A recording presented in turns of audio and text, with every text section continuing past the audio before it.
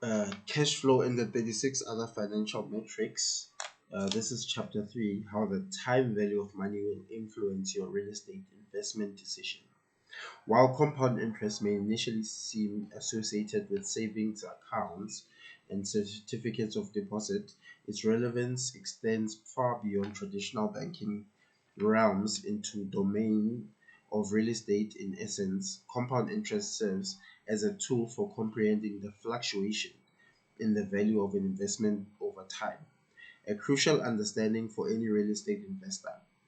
The familiar concept of compounding unfolds when depositing money in a bank. The investment sum accrues interest at a specified rate, with this interest compounding at regular intervals. For instance, consider depositing 1,000 Rand at an annual interest rate of 12%. Compounded monthly, at the end of the first month, the investment grows by 1%, 1 over 12 of the annual rate, resulting in a new total of 1,010 Rand. This 1% is termed the periodic interest rate, denoting the rate at which interest accumulates for each compounding period. The process continues, and after 10 more months, the account balance reaches 1,126 Rand and 83 cents. Notably, compound enables the earning of interest on previously earned interest, showcasing the financial benefits of frequent compounding. This example underscores the four variable integral to any compound interest calculation. The initial dollar amount, present value PV, periodic interest I, the number of compounding periods NPER or N, the financial amount after compounding, future value. Real estate, like bank accounts, can experience growth from a present value to a future value. Moreover, all four variables can be calculated if all three are known, allowing for diverse applications. For instance, estimating the time required for a property to appreciate from its purchase price to a targeted resale price involves knowing the present value, future value, and periodic interest rate to determine the number of periods. The section proceeds to discuss the use of compound interest and time value of money in real estate, emphasizing appreciation as a key factor contributing to financial gains in property investment. An illustrative example possesses a scenario where a property purchased for 100,000 Rand is expected to appreciate to 200,000 Rand at a rate of 3% per year. The question arises, how many years will it take for this appreciation to occur? The mathematical formulation involves the present value, future value, and periodic rate of 3%, with the objective calculating the number of periods. As the material progresses, the various methods for calculating the number of periods in a compound interest problem are presented. The classic but complex logarithm method is outlined, followed by a practical approach utilizing spreadsheet programs like Microsoft Excel, which are efficient financial functions for real estate calculations. Using Excel to make real estate calculations, we're going to spend some extra time on what would otherwise be fairly uncomplicated example. As we do so, you'll see how Excel in a basic way to perform some of the calculations that would otherwise be time consuming to do by hand. If you're already familiar with Excel, please be patient as we go through this in small steps for the purpose of this first example. Let's start with, you want to calculate the number of periods it will take for you to grow your property from 100,000 Rand to 200,000 Rand in value at a 3% per year. Number one, open a blank Excel worksheet, pull down the formulas menu, and choose the function menu. You'll see something that looks like this. On the left hand pane, you'll see categories of financial Excel and you choose the NPER, exactly like how I showed it here. You will see a window where you can enter amounts um, for which the variables might be used in the function. Not all the variables are necessary. For example, you have no payments so that you can be ignored. The typical the type refers to whether payments are made at the beginning or at the end of the period. The function defaults to typical choice, so you can ignore that also. You need to enter the rate of 0.03%, which is equivalent to 3%, present value of 100,000 rand minus 100,000 rand. Notice that you actually have to show it as a negative number because the function's flow of funds investment perspective, present value is an amount going out and future value is an amount coming back in. And the future value is 200,000 rand in a positive amount. At the bottom of the window, you'll see the formula result of 23.449772225. That means it will take you about 23 years for the value of this property to appreciate from 100,000 rand to 200,000 rand at an annual growth rate of 3%. In whatever cell your cursor was occupying when you began this exercise, that cell now contains a formula which was created by the form when you filled the NPAR calculation. If someday you want to become an Excel power user, you can skip the form and just type the formula like this directly into the cell. Until then, you can use a form like the one above to calculate many financial functions. Now, method 3. You don't have to be a mathematician or a computer whiz to succeed as a real estate investor. Being comfortable using a spreadsheet can be a real benefit. But if you don't want to dig too deep into the functions and formulas, that's right too. A third and painless way to perform these calculations is to use the collection of Excel templates we've written to accompany this book. You can download them at this website, www.realdata.com/book, and you will find a number of different sheets and spreadsheets to to to get. This is what it looks like, and if you go down here are the free Excel downloads that you can be able to download.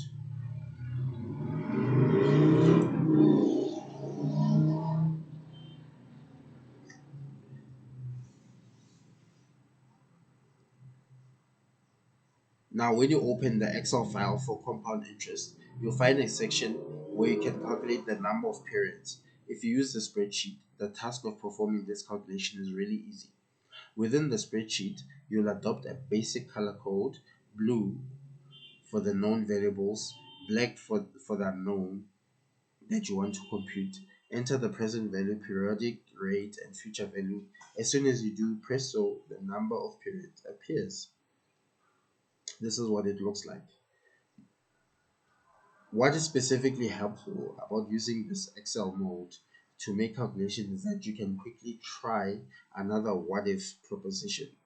In this case, your Baba who has correctly called the last 8 Super Bowls advises you that an appreciation of 3.7.5% would be more realistic. Change the periodic rate and the worksheet recalculates instantly. Now you're looking at little less than 19 years from the property to double your value. You may want to consider this problem from a different perspective though. You're not getting any younger, so you decide that you can't wait 9 years at the most to double your money. What growth rate would be necessary to accomplish that goal? Once again, you would seek the answer using the formula below. Uh, Periodic interest rate is equal to future value divided by present value times 1 over the number of periods minus 1. But as before, this is difficult and time consuming process to actually calculate this by hand. So you could fill this into an Excel formula to do the job for you, as in figure 3.1 above earlier. You'll run through the input rate, NPER, PMT, present value, future value, type, and guess what the formula like this. The easiest way to simply stay with the same Excel spreadsheet is to use a handy section. You still have a present value of 100,000 and a future value of 200,000. This time, instead of entering the rate and getting back the number of years as your answer, you enter the number of years and the model tells you what rate necessary to achieve your goal. You need to appreciate the rate of above 80% to double your future value to double your value of this property in 9 years. Now, suppose you want to speculate on what the value of the property might have been 3 years ago. Assume that property values grow at 4% annually during that period. Do you need a template for this past value? No. Figure 3.3 shows you just have to orient yourself with the correct of the economic timeline. To figure out what this property must have been worth 3 years ago, you have to imagine yourself back then looking towards today's the future. Once again, you have to find yourself in a situation where you know three or four variables and want to calculate the fourth. You know the periodic interest rate of 4% per year, the time is 3 years, and the future value is 100,000 Rand.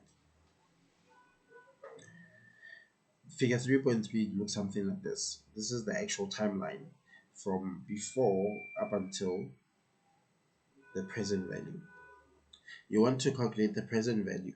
Remember, you're standing back in a time 3 years ago. Looking forward, by now you know the drill. The formula is ugly. Present value is equal to future value divided by 1 plus the interest rate times the number of periods. So forget it. Just use the Excel financial functions and then voila, you'll get the right amount. That's right, but the easiest of all is to return to the Excel spreadsheet and use the mini template that we've created for you. This basic template for computing the present value will do the trick. You enter the data and the sheet calculates as follows. If your assumptions are correct, you can reasonably estimate that all other factors being equal, the present value was worth 89,000 Rand 2 years ago. What every investor needs to know about cash flow. Calculating the present value, you'll recall that the first item we talked about in the introduction was the 4 ways to make money in real estate. Was cash flow. Invariably, you are pleased when more cash comes in than more cash goes out. However, the cash flow from an income property investment does not all come suddenly in a single rush. You would like to have a positive cash flow each year that you operate that property, but that cash flow will almost certainly be the same, greater some years than others. When you eventually sell the property, you'll consider the proceeds as part of your overall cash flow for the sale year. The time value of money plays a crucial role when you consider just how valuable your property's cash flows really are. Timing is everything. Cash you receive sooner is more valuable than the cash you receive later, because the sooner you have it, the sooner you can put it to work earning more cash. When you look at the cash flows from a real estate investment, you want to calculate the present value of the cash flows. Essentially, this calculation presents the same situation you saw in the previous compound interest example, except you are viewing it from the other end of the telescope. Instead of watching the similar value get larger, you want the larger value to get smaller. When you find the present value of a future cash flow, you are finding what it's worth right now in today's rands. When you find the present value of a series of cash flows, you are finding the present worth of each of them and totaling them those individual present values. The sum of the present values each individual future cash flow is the present value of the whole stream of future income. Let's start by looking just one cash flow that occurs in the future. In figure 3.5 below, you can see that we have a single 100,000 Rand cash flow that occurs 5 years into the future. Its value today, discounted 10% per year, it's 62,093 Rand and 13 cents. Following the figure from the right, you can track how the 100,000 steps down each year until it reaches the present 100,000, 90,000, 82,000, 75,000, 68,000, up until the present value of 62,092.13. Why this procedure is important? So that you, as a real estate investor, it may be fine to know you can make 100,000 out of your venture 5 years from now. But as an investor, you recognize that money has a time value. A rand that to be received in 5 years has less value than one you can have today. The rand will typically lose buying power each year, so you can't expect in 5 years to purchase goods and services with a current value of 100,000 rand. Perhaps more importantly, if you don't have cash in hand today, you can't put it to work for you. For these reasons, even individuals who may not think of themselves as investors will certainly put a significant amount of cash today into a certificate of deposit, money market fund, hot internet stock, or some other form of investment. Similarly, professional investors look at their return as a subject of reinvestment. The longer they must wait for it, the less they can earn. Discounting is a way of measuring the loss of value caused by deferral of a return. In a typical real estate venture, you can expect some kind of return each year that you can operate property. You can expect an additional benefit from the eventual sale. Each of these returns will have its own timing and therefore will require its own discounting. Let's look at a specific example. Using a 90,000 Rand down payment, you plan to purchase a property that yields the following cash flows each year. These amounts represent what remains after paying all the operating expenses and debt requirements. You expect to sell the property at the end of year 5, realizing cash proceeds of 100,000 Rand. Your overall cash flow now looks like the following, where the final year includes cash from both operations and the resale of the property. To determine the present value of all benefits of the proposed investment, you calculate the present value of each cash flow, including the sale proceeds, and then sum these amounts. You can consider the investment portfolio profitable if the present value of the benefits exceed their costs. Perhaps you're confident you could earn 10% if you invested the money in a similar property presenting a similar risk. Why? Because that's what other investors in the area are earning with those similar properties. For that reason, you feel that cash received in the future from this property must be discounted in a value of no less than 10%. Now, here's the rule of thumb. When you try to decide whether it makes sense to buy a property income at a particular price, looking at now the figure 3.6 that shows how to discount um, your cash from a certain year back to either a year, 2, 3, 4, up to 5 years. Your first year cash flow of 9,000 is discounted back 1 year at 10%. Its present value is 8,182.82. Your second year cash flow is 11,000 Rand. Is discounted back in 2 steps. 10% each year, and its present value equals 9,090 Rand and 91 cent.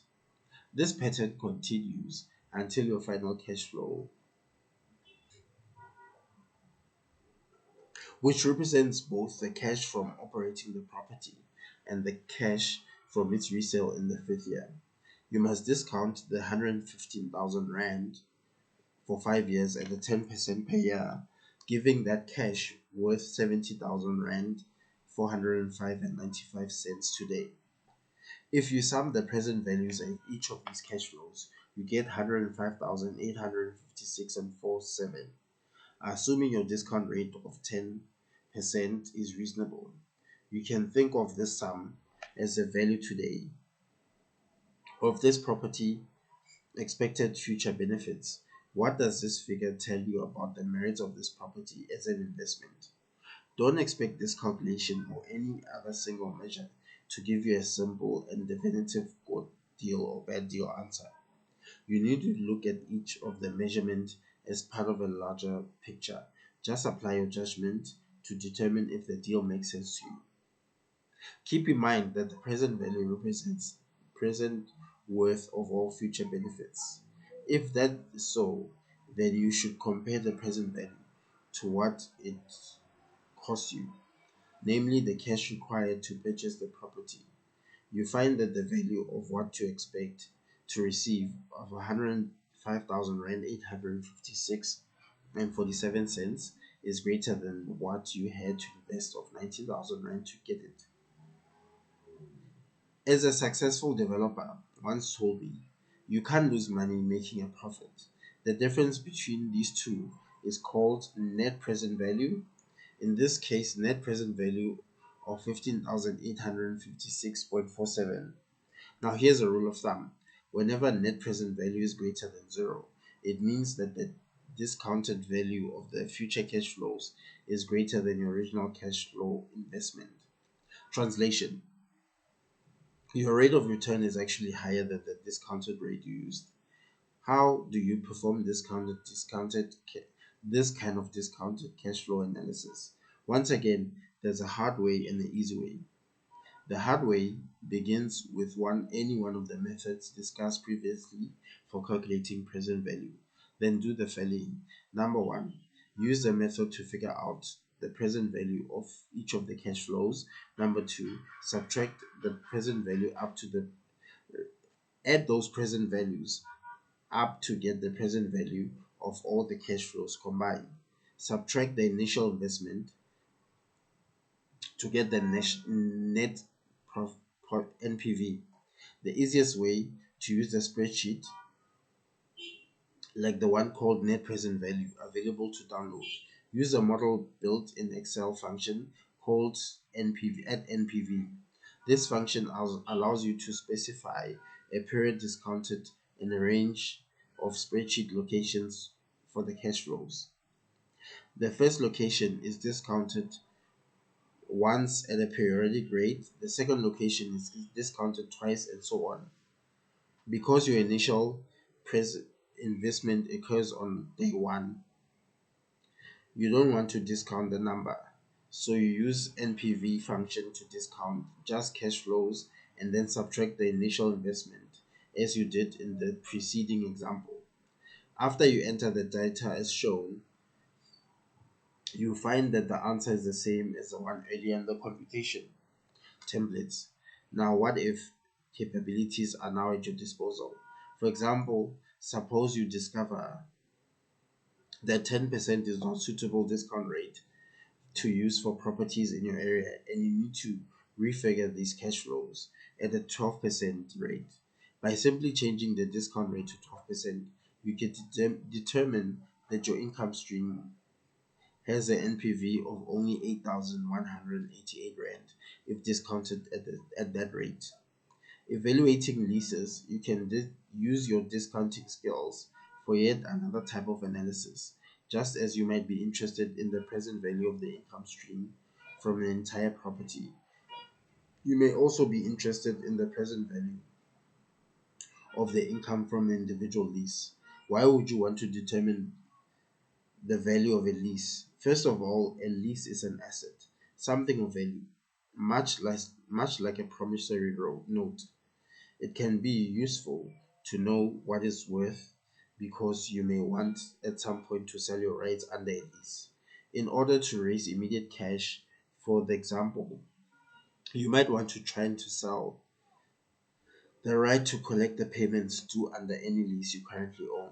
Perhaps more common, the situation where you are negotiating terms with the prospective tenant. If you're dealing with commercial property, there may be matter to settle with.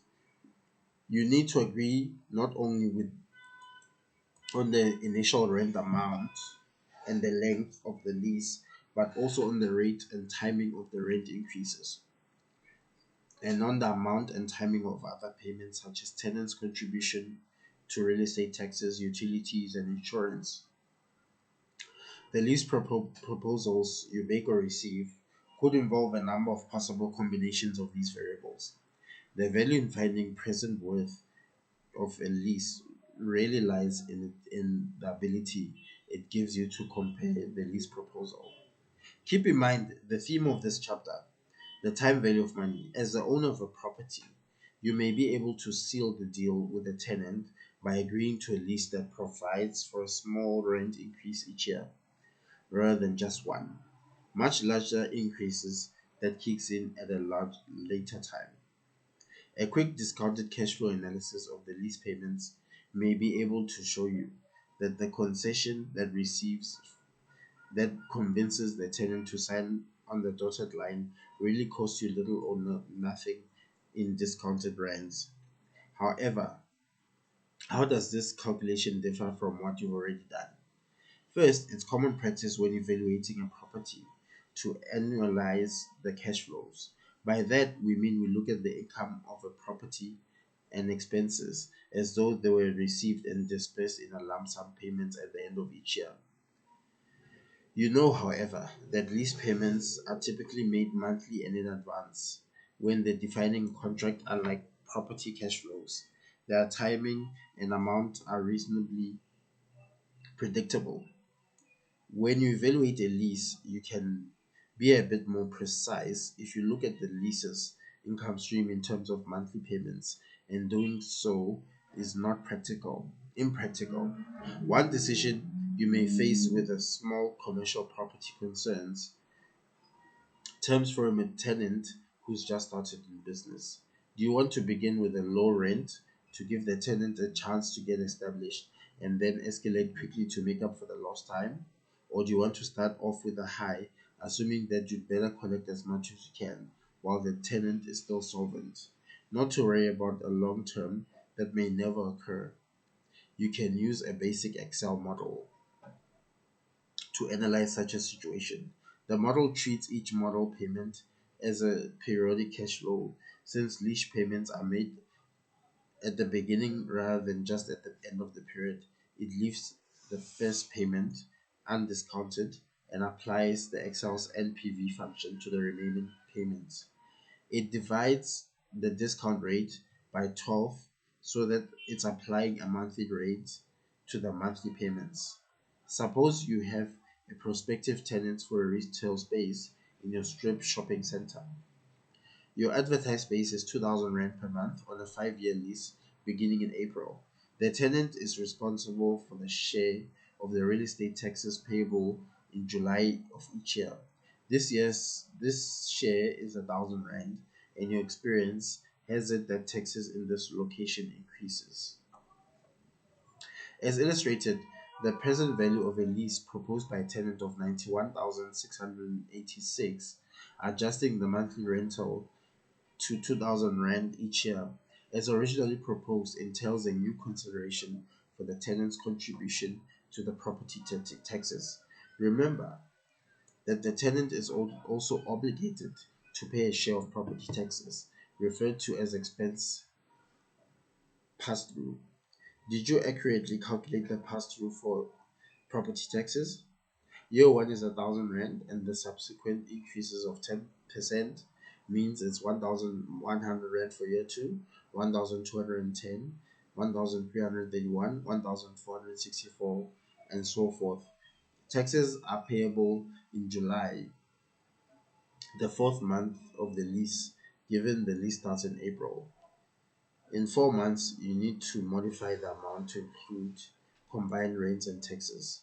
Comparing the present value of original proposal with the tenant, it's evident that your original proposal has considerably higher value.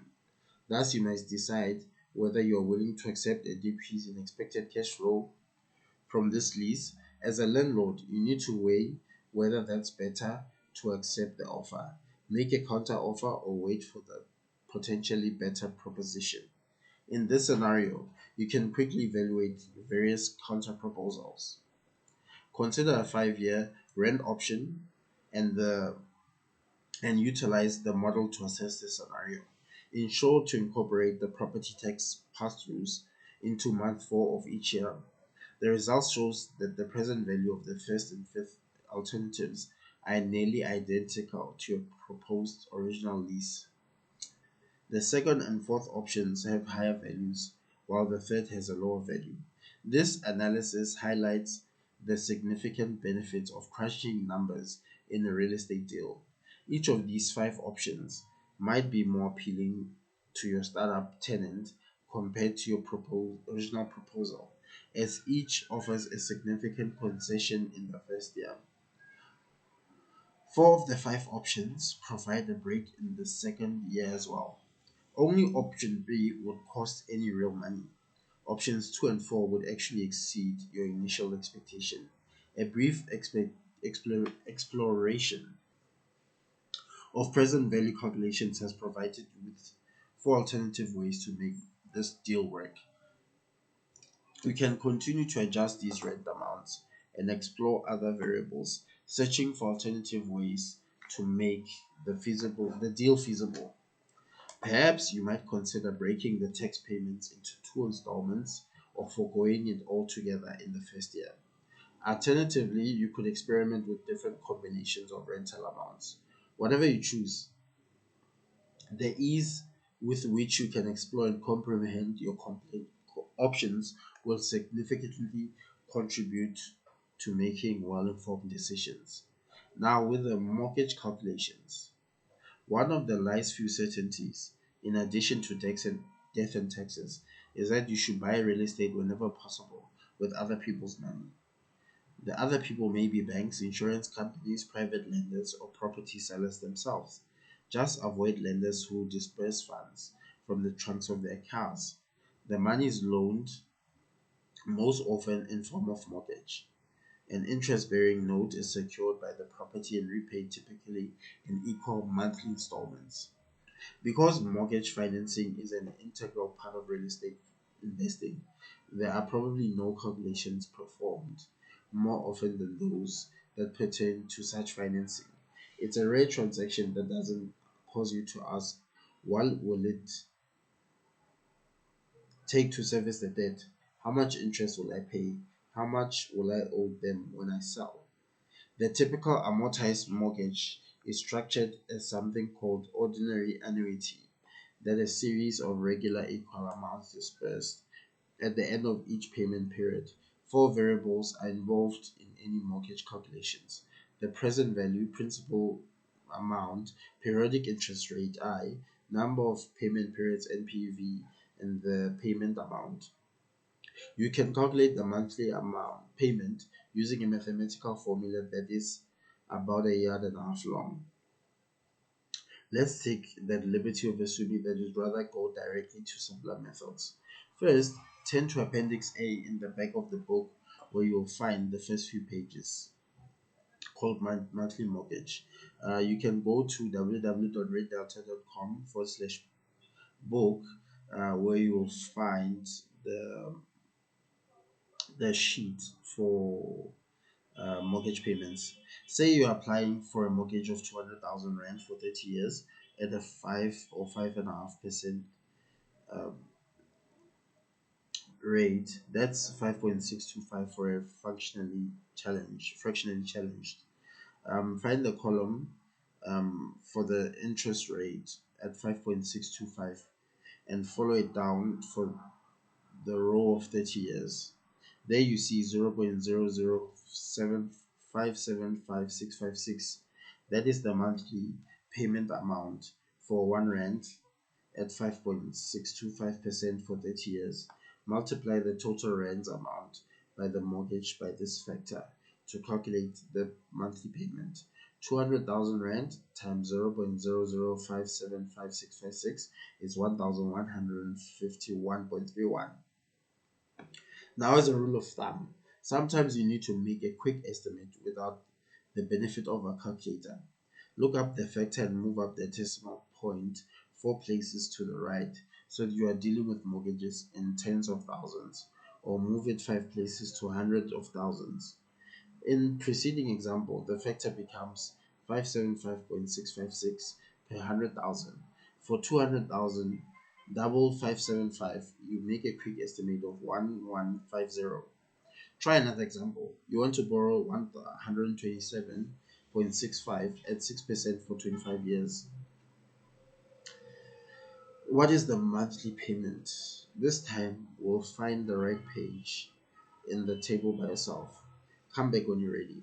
You should be have discovered that 6% for 25 years require a monthly payment of 0.00644,301.